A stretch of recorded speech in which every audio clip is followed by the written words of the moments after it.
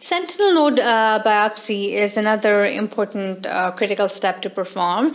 And by sentinel node, that means the first node which is being metastasized by the tumor.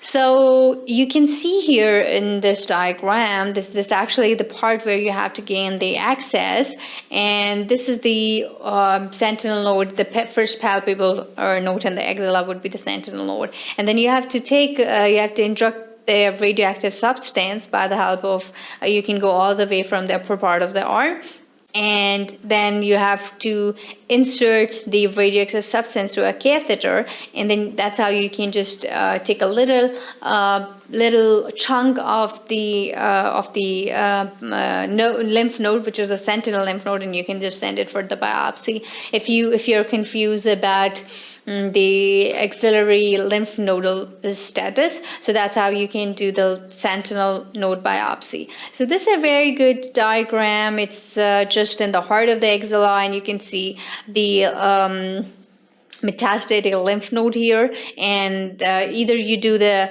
by the help of the catheter, you can do the sentinel node biopsy, or you just have to give a small incision in the axilla and just do the axillary dissection, go deep down until you reach the sentinel node, and then you just have to pick up and then send for the histopathology. That's how you take the sentinel node biopsy.